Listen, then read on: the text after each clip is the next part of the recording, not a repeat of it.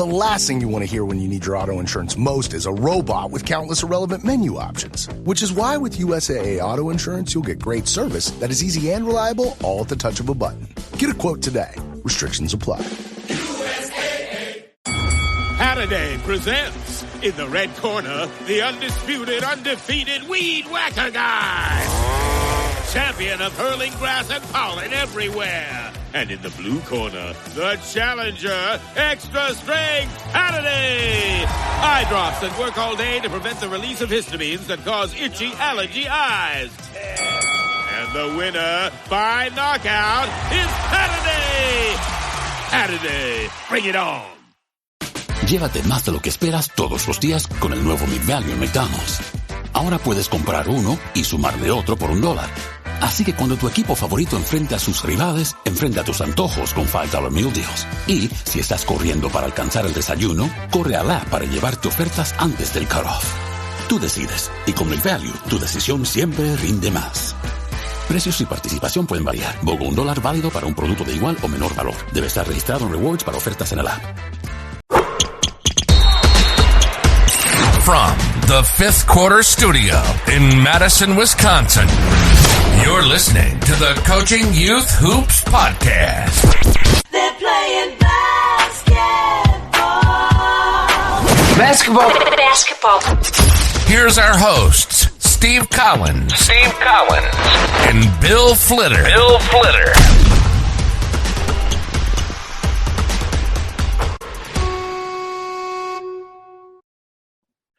All right, welcome to Coaching Youth Hoops. Coach, how are we? How are those practice plans coming along, Coach? You know, it's basketball season, so I'm a little busy right now with, and we're selling. We got custom plans, or just you can order, or just print out already out of the box. But I mean, I know as a youth coach, running into practice late, right? Not having something like that to, anyway, it's saving coaches a lot of time. It is a lot of time. They're awesome. I can't tell you how many times I hear that statement of some statement of time, like I don't have time, or this has saved me a lot of time, and I don't want to. I don't know what to do, right? That's the other thing. Right? So, and this is what we're going to talk about today too, on the podcast, is about how do you optimize practice? And I know we've talked about this at a high level, but I wanted to drill down into this because I think it's a huge deal at the youth level when you're limited on practice time. So we're going to get into that. Space a little bit. In space. Time and space, exactly. Time and space. Also go over and check out first of all, you got to talk about your clinic too. But talk about coachingyouthhoops.com. Go over and check it out. Membership for youth coaches, everything you would ever want as a youth coach in one spot. But go talk about the clinic things. basketballcoachesclinic.com. Every Wednesday we have a new theme.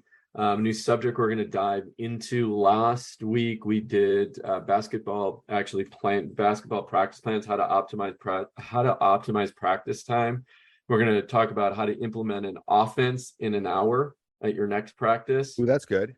Yeah, we're going to look at defense. Those are the next few that are coming up. So offense, defense, and blanking on the third one. But anyway, we got all October planned out. Quick hour, you're in and out. We're gonna go in depth on how to, again, implement these things in practice with limited time, limited resources, limited baskets. Break it all down for you in simple steps. Okay, awesome. Back to ball, coachesclinic.com. There you go. Drop mic. Okay, so today we're talking what? Constraints. Yeah. So how do you take a drill as a simple example?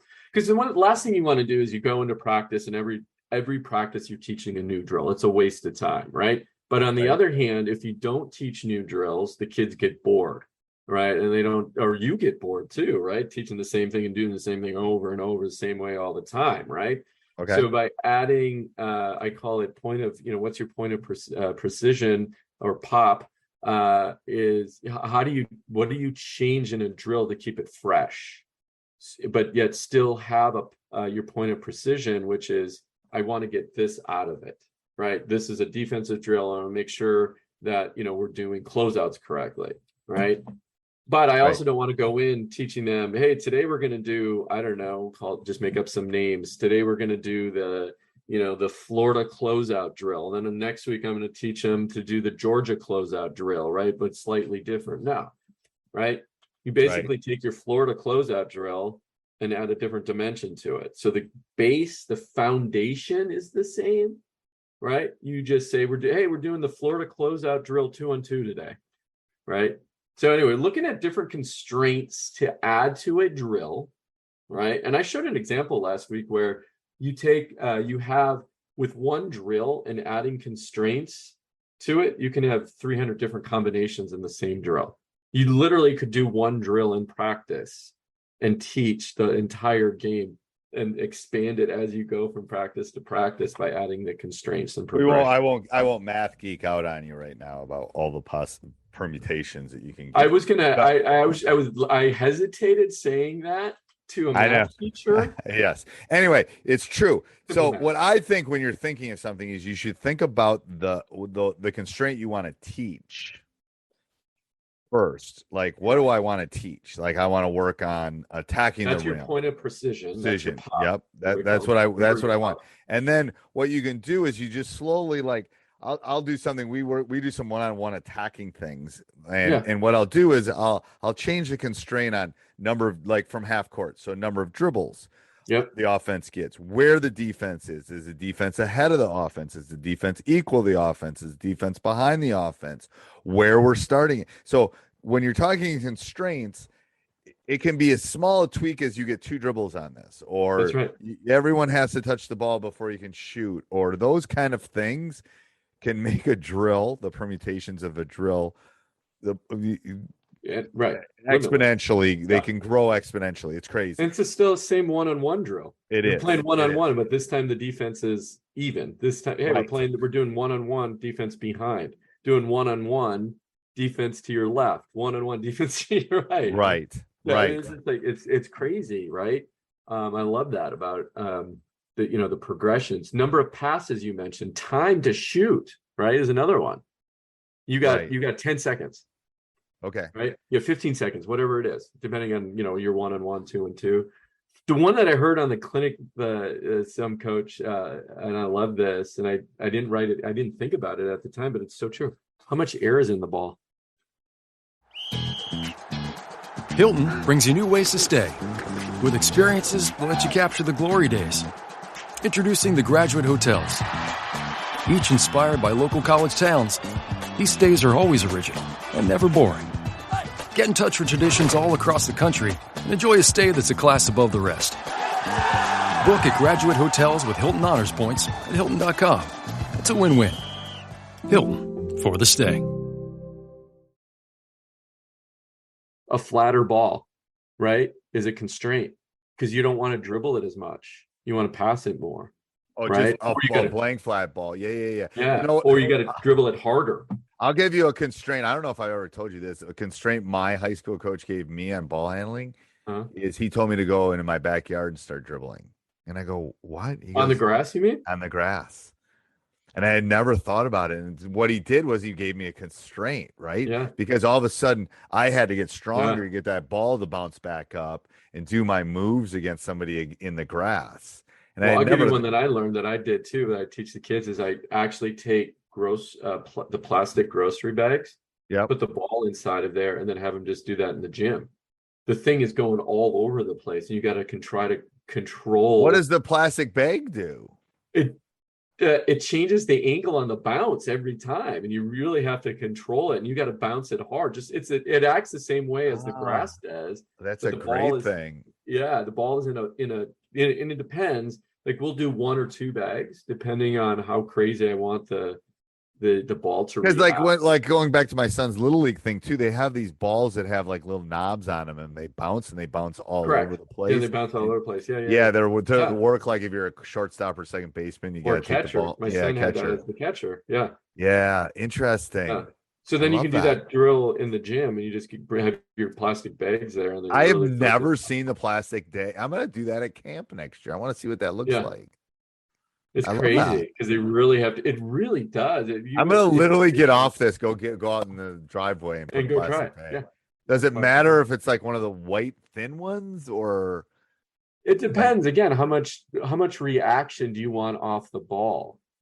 Like, you know what I mean? I just surprised that there's not enough power behind the ball that it makes it move interesting. Okay. Well, because you think about there's air inside of it as well, right? So it's like hitting the corners weird, and it really. And so, like I said, we'll add 1, we'll add 2, depending on who I'm working with. That'd be a good thing to do with like little kids too, with like dribble tag. Yeah. Like the person that if you're playing dribble tag and they have to dribble to tag and have the person. Yeah. That would be a huge constraint. Huge. They have to dribble that and tag, Yeah. That's fun, right? The other ones we use too are finishing, the types of finish move. Again, your one-on-one drill that you just explained, right? One-on-one, defender starts on the right-hand side, but you have to finish with a right-handed layup, right? I like that. Right? Or no, you got to finish with your floaters. We're doing one-on-one floaters, right? One-on-one reverse layup, one-on-one jump shot at the elbow, but you got to, and that's a constraint. Don't shoot. So we're going to do 10 layups, and you can't shoot the layup the same way every time. So you got to go on the opposite side. You got to use the wrong hand. Right. You got to like this, blah blah blah. I love those. Yeah. Okay, we do cones too. So you're going one-on-one, and you got to run around the cones. And what we do is then you can change the distance of the cones. One is the defense now has to maybe run a little bit further than the offense, and the defense is chasing and catching up. Or maybe you make them even, and then you can build from there. You can go 1-on-1, then you can go 2-on-2 and 3-on-3, and I mean it's just like exponentially. Okay, you and I could geek out about this for 3 hours. Anyway. It's true. I mean, seriously, we've been talking for 4 minutes. We've just come in. So those are the kind of things you'll find on his practice plans and coachingyouthhoops.com. All right. So what else? Anything else, Coach, on closing? No, but so coaches, I guess the piece of advice here that we're really trying to say is don't come up with hundreds of drills for the kids to learn. Come up with real quick. Break your game up into this. Transition to offense, right? We talk about this all the time. Transition to offense, transition to defense, and defense. And under those 4 categories, and why that? First off, it's because my ring is going off, bud. I had to turn that off. Probably can hear that. The reason you want to break that up that way is players are in one of those 4 stages throughout the game. That way you can organize your practices. Okay, now I said that because take those 4 quarters in a game, or 4 quarters in practice. Yep. Again, offense, defense, transition to offense, transition to defense. Add 2 or 3 drills under each, your foundation drills, and build from there. You're done. You don't have to, right? You can add, then you just add your progressions from there. I love that. Yeah. It keeps it simple. That's the golden nugget of the day. And plastic bags. In a plastic bag. And plastic bags into now I feel like I can go walk my dogs and feel better about myself. And dribble a ball in a plastic bag. In a plastic bag. I got 2 dogs. Are you kidding? That's a constraint. I'll go 1 dog rather than 2 dogs. 1 dog and one ball in a bag. And hey, my dog is my dogs are named Disney and Sanibel, so everyone should say Sanibel got hit really hard. So anyway, just think about those people. That was a tough tough for them. Very tough for them. Okay. All right. Till next week, Coach. Till next week, Coach. All right. Bye-bye. See you later.